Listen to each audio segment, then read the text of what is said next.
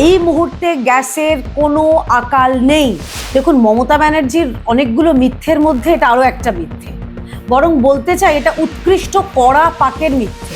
উনি তো মমতাময়ী মুখ্যমন্ত্রী, তাহলে উনি এই টাকাটা উনি কম করছেন না কেন? দিদি, আপনাকে মাধ্যমে স্বাগত। ধন্যবাদ।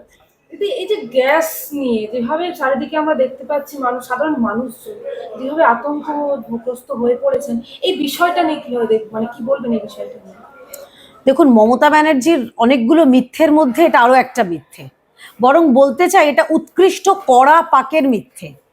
মমতা ব্যানার্জি ইতিমধ্যে আমরা জানি, তিনি যখন নোটবন্দি হয়েছিল মিথ্যে ছড়িয়েছিলেন, কোভিডের টিকা নিয়ে মিথ্যে ছড়িয়েছিলেন, সিএ নিয়ে মিথ্যে ছড়িয়েছিলেন, ওয়াকাফ নিয়ে মিথ্যে ছড়িয়েছেন, এসআইআর নিয়ে মিথ্যে ছড়িয়েছেন, এবং এখন তার হাতে আর কিচ্ছু নেই, কোনো অস্ত্র নেই, উনি এলপিজি বা গ্যাস সরবরাহ নিয়ে একটা মিথ্যে ছড়াচ্ছেন। প্রথম কথা, এই মুহূর্তে গ্যাসের কোনো আকাল নেই। সারা দেশে গতকাল কেন্দ্রীয় সরকারের তরফে স্পষ্ট জানিয়ে দেওয়া হয়েছে যে যেগুলো ডোমেস্টিক সিলিন্ডার, অর্থাৎ বাড়িতে ব্যবহারকারী যে গ্যাসগুলো, সেটা স্বাভাবিক নিয়মে যেরকম বুকিংয়ের 2.5 দিন বাদে 2 থেকে 2.5 দিনের মধ্যে আসে, ঠিক তেমনই আসবে। আচ্ছা, দ্বিতীয়, যেগুলো হাসপাতাল বা কমার্শিয়াল যেগুলো, সেক্ষেত্রেও মানে হোটেল রেস্টুরেন্ট বা বিভিন্ন জায়গায়, সেখানেও অগ্রাধিকার দেওয়া হয়েছে হাসপাতাল এবং স্কুল। মমতা ব্যানার্জি কি করেছেন? মমতা ব্যানার্জি স্কুলগুলোতে মিড ডে মিল বন্ধ করে দিয়েছেন। মানে কারোর পৌষ মাস, কারোর সর্বনাশ।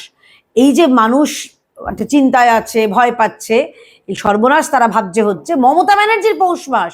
উনি মিড ডে মিলটা বন্ধ করে সে টাকাটা মারার ফিকির করছেন, ভাবতে পারছেন? বাচ্চা বাচ্চা ছেলে মেয়েগুলোর মুখের গ্রাস কেড়ে নিচ্ছেন উনি রাজনৈতিক ফায়দা তুলতে। এর থেকে ঘৃণ্য কিছু হতে পারে? সেখানেও একদম স্পষ্টভাবে জানানো হয়েছে যে হাসপাতাল, স্কুলে কোনো রকম সরবরাহ বন্ধ হবে না। হ্যাঁ, কোথাও একটু রেস্টুরেন্ট বা এই যেগুলো কমার্শিয়াল জায়গা একটু টানাটানি হলেও হতে পারে, কিন্তু ইতিমধ্যে একটা বড় খবর আমরা পেয়েছি। এটা সত্যি মোদি ম্যাজিক বলবো কি মোদি হয়তো মুমকিন হয় বলবো জানি না।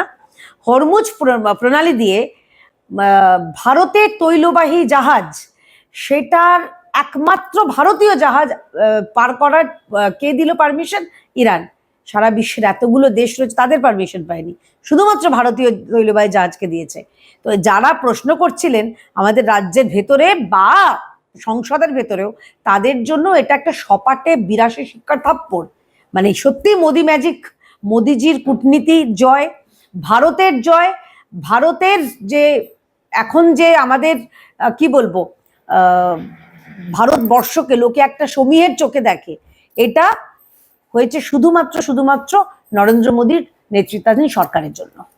দিদি, যারা গ্যাস যেখান থেকে আমরা বুকিং করবো, যেখান থেকে গ্যাস সিলিন্ডার নেয় সাধারণ মানুষজন, সেখানকার কয়েকজন বলছে যে এই যে আতঙ্কে বুকিং 3 থেকে 4 গুণ বেড়ে গেছে এবং তাই জন্য সার্ভার ডাউন হয়ে যাচ্ছে।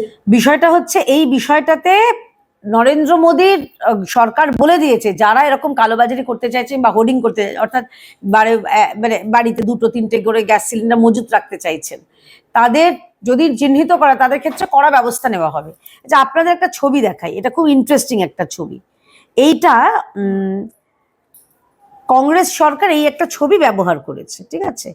মানুষ আতঙ্কিত হয়ে গ্যাসের লাইনে দাঁড়িয়ে আছেন। আপনাদের দর্শকদের দেখাই, আমি পরে শ্রেয়া আপনাকে দিয়ে দেবো, দেখাবেন। এবার মজাটা দেখুন, এটা কংগ্রেস গতকাল তাদের সমাজ মাধ্যমে শেয়ার করে দিয়েছে, মানুষের আতঙ্ক, মানে তৃণমূলও খুব খুশি হবে। এইবার মজাটা দেখুন, এইখানে হচ্ছে তারিখটা দেখুন, তারিখটা হচ্ছে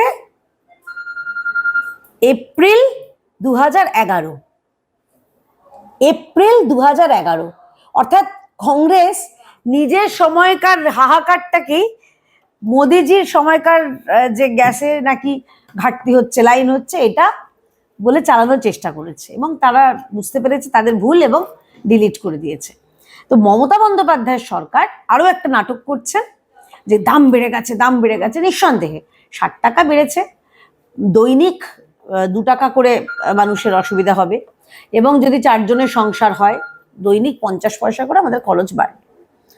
নিঃসন্দেহে আমি এটাকে, যেহেতু যুদ্ধের পরিস্থিতি রয়েছে বিশ্বে, সেটাকে বাড়তেই পারে, কারণ যোগান কম, যোগান তুলনায় ডিমান্ড অনেক বেশি। এইবার মজাটা হচ্ছে মমতা ব্যানার্জি তিনি নাকি রাস্তায় নামবেন গ্যাসের অপ্রতুলতা, গ্যাসের দাম বৃদ্ধি নিয়ে। আমার প্রশ্ন হচ্ছে আপনি আপনার পাওনা ভ্যাটটা কেন মুকুব করছেন না? দর্শকদের জানিয়ে দিচ্ছি এই মুহূর্তে দিল্লিতে আজকের দিনে 60 টাকা বাড়ার পরেও গ্যাসের দাম হচ্ছে 913 টাকা, আর পশ্চিমবঙ্গে সেটা হচ্ছে 939 টাকা। এই বাড়তি টাকাটা মমতা ব্যানার্জির সরকারের পকেটে যাচ্ছে। উনি তো মমতাময়ী মুখ্যমন্ত্রী, তাহলে উনি এই টাকাটা উনি কম করছেন না কেন? একটা শ্বেতপত্র প্রকাশ করুন যে আপনার সরকার প্রতি সিলিন্ডার পিছু কত টাকা রোজগার করে, আপনার সরকার প্রতি লিটার পেট্রোল এবং ডিজেলের পিছু কত টাকা ভ্যাট নেয়, আপনারা সেটা মুকুব করুন।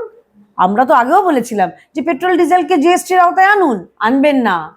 উনি খালি মিডিয়া আর সোশ্যাল মিডিয়ায় বলবেন, কারণ এগুলো বললে মানুষ মানে তৃণমূলী যারা রয়েছে চোরচোট্টা গুন্ডাগুলো তারা খুশি হয়। সুতরাং সেই জায়গায় দাঁড়িয়ে রাজ্যের মানুষকে জিজ্ঞাসা করতে হবে যে আপনি যখন এতই ভাবিত পেট্রোলের বাড়তি বা গ্যাসে এলপিজির বাড়তি দাম নিয়ে, সেখানে আপনারা কেন ভ্যাটটা মুকুব করছেন না?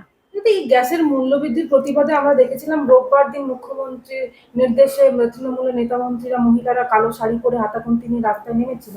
আবার আমরা জানতে পারছি আগামী সোমবার আবার পথে নামবে। দেখুন, দুটো ব্যাপার।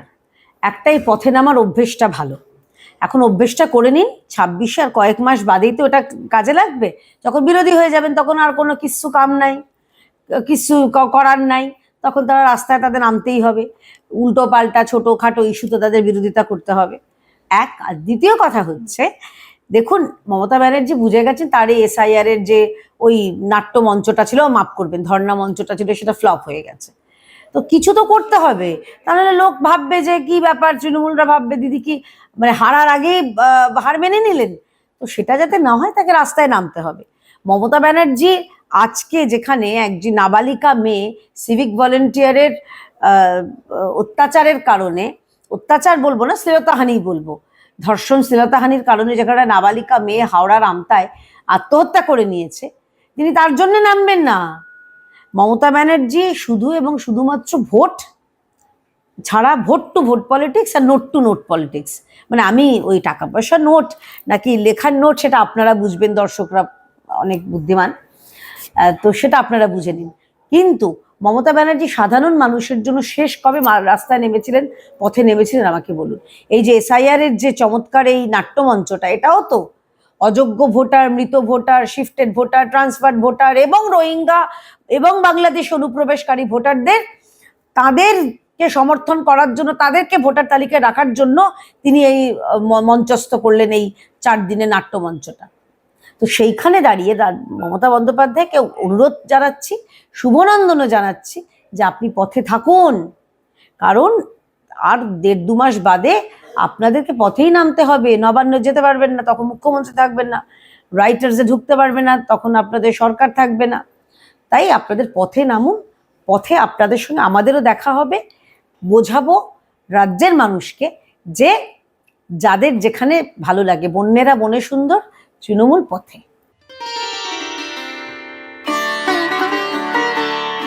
मोदी जी का विजन, मुख्यमंत्री डॉक्टर मोहन यादव जी का मिशन।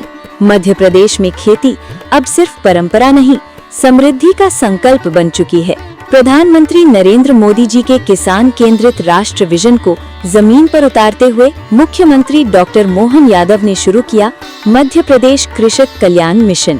लक्ष्य साफ है, किसान मजबूत, खेती आधुनिक और प्रदेश आत्मनिर्भर।